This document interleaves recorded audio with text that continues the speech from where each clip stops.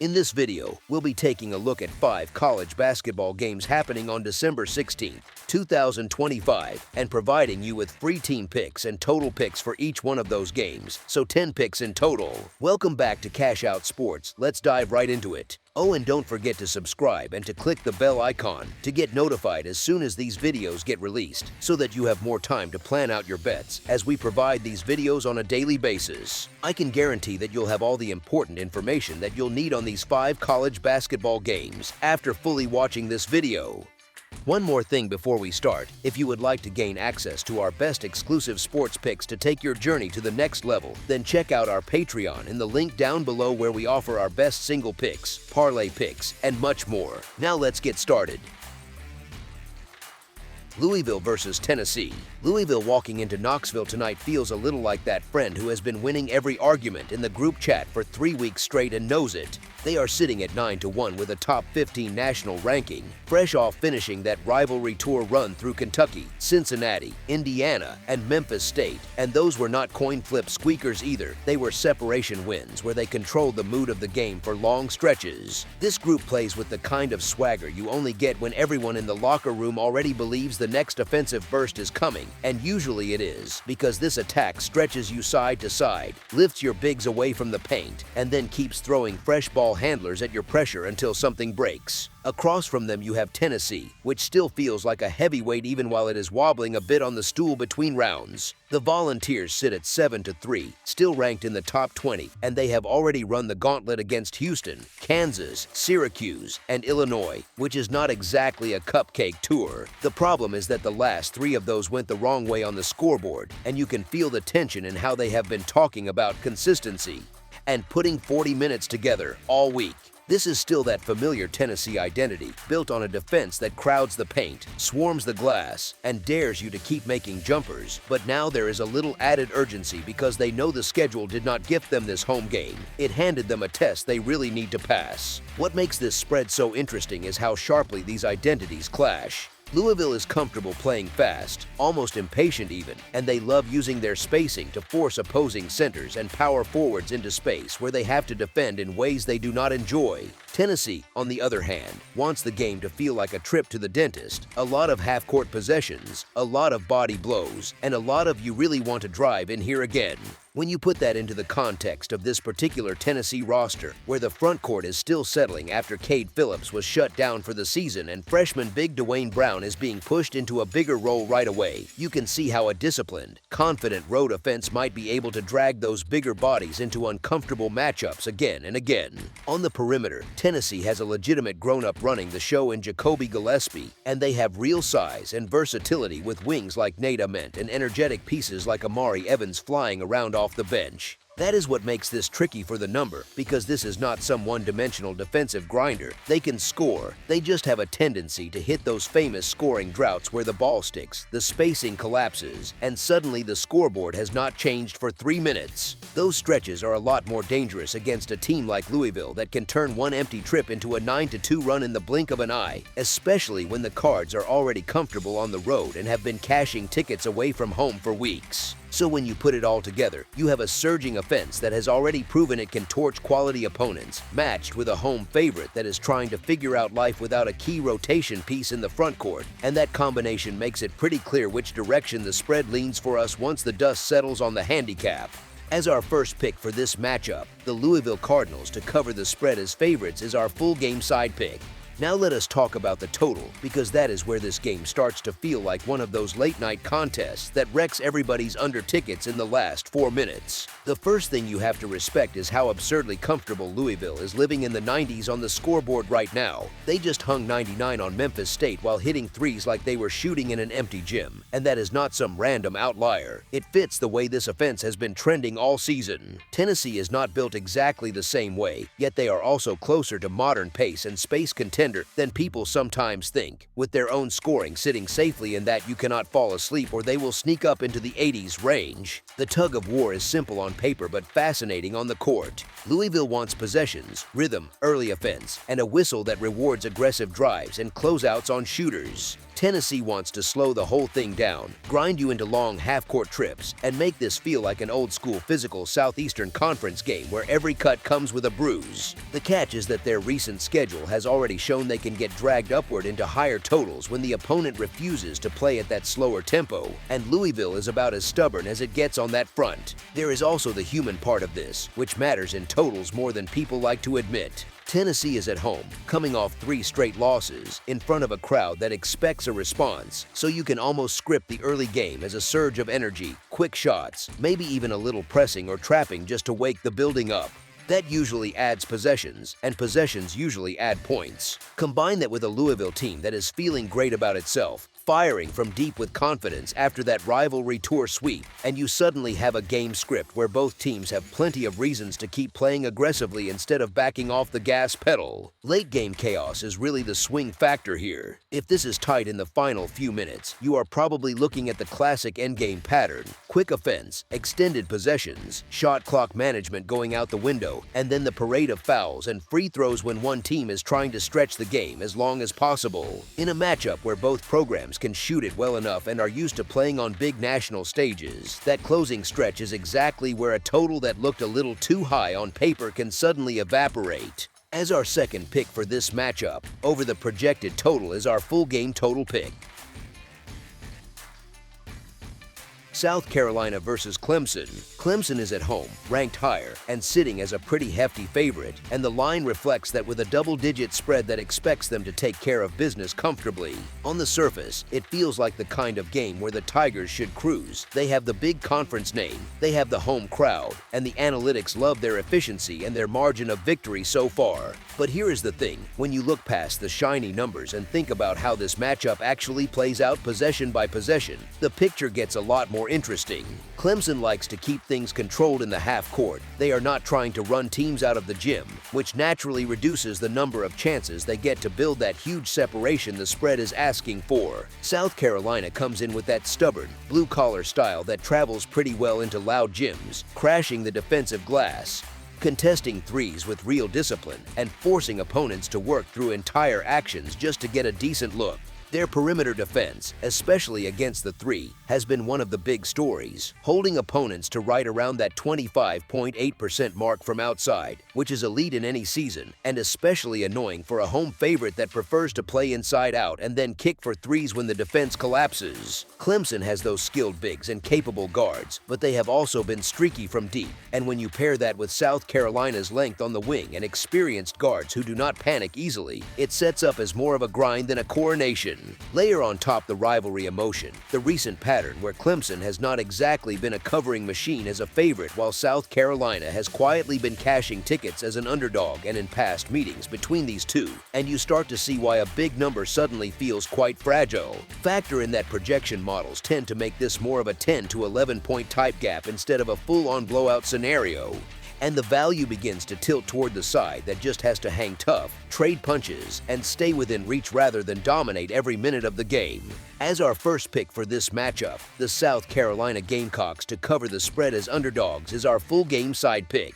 If you only glanced at the raw scoring averages, you might shrug and say, sure, a number in the low 140s makes sense. Both teams have put up games in the 80s. Both have had stretches where the offense clicks and the ball moves freely. Honestly, but when you look at how these two teams prefer to operate, the rhythm feels much more like a slow burn than a fireworks show. Clemson tends to live in that mid-60s range in possessions. South Carolina is not racing either, and when you combine two groups that are comfortable playing patient half-court basketball, you naturally shrink the number of opportunities for either side to run the score up. That is before you even mention how South Carolina guards the arc, chasing shooters off the line and contesting with real intent, which is especially tough for a Clemson team that has been sitting closer to the low 30s in three-point percentage and has some young guards still figuring out their range in real game pressure. Missed threes, long possessions, and late shot clock looks are usually not the recipe for a high-scoring track meet. They are the recipe for those games where you look up and go, wait, how are we still in the 50s this late? On top of that, history between these two 2 in this building has leaned toward tighter, lower-scoring affairs, with a long line of unders when South Carolina visits and plenty of nights where the defensive intensity wins out over offensive freedom. Add in the reality that both coaches know how much a single game like this can matter for postseason resumes, which often means extra cautious clock management, fewer early shot clock gambles, and more preference for secure possessions over run and gun drama, and you get a script that feels more like a grind toward a muted final total than a race toward a big number. As our second pick for this matchup, under the projected total is our full game total pick. East Tennessee State versus North Carolina. The matchup itself sets the tone before we even talk numbers. You have an East Tennessee State group that has been taking care of business in its own lane walking into the Dean E. Smith Center, which is basically a different planet on a weeknight in December when North Carolina has it rolling. North Carolina sits at 9-1 overall and 7-0 at home, with East Tennessee State at 8-3 overall and 1-3 on the road. That split alone tells you this is not exactly a neutral chessboard. It is more like one team is playing on its home console and the other is dealing with someone else's controller. The spread hanging in that mid-teens neighborhood, around North Carolina laying 15.5, basically bakes in the idea that this does not project as a coin flip, but it still leaves enough room for you to wonder how cleanly the favorite can finish the job. Honestly, what really separates these two is less about any single star and more about how each possession tends to end. North Carolina has spent the first chunk of the season turning games into long, annoying nights for opponents, stacking stops, boarding misses, and forcing teams to make plays against a set defense instead of getting easy rhythm looks in transition or early in the clock. Their first 10 games have all featured opponents held under 75 points, and that kind of consistency is exactly what makes big spreads less scary, because it means runs against them are rare and short-lived. East Tennessee State is not some pushover. They are organized, they compete on both ends, and they have enough structure that you can absolutely imagine stretches where they hang around and force North Carolina to work. The issue is that on the road, especially with their track record away from Johnson City sitting at that 1-3 mark, little mistakes tend to snowball. A rushed shot here, a live ball turnover there, and suddenly what looked like a respectable deficit starts flirting with that spread.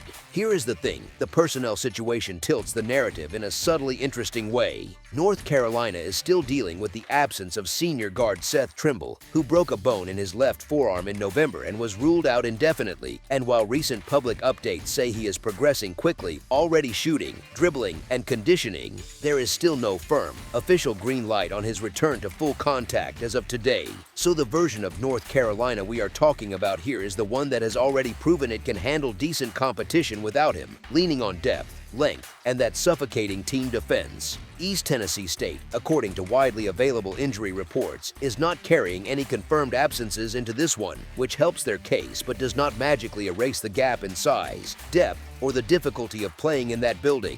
When you stitch all of that together, the path that shows up most often is East Tennessee State needing a near-perfect performance just to keep this within shouting distance, while North Carolina can afford a few wobbles and still gradually squeeze the game into something that looks like a comfortable home margin.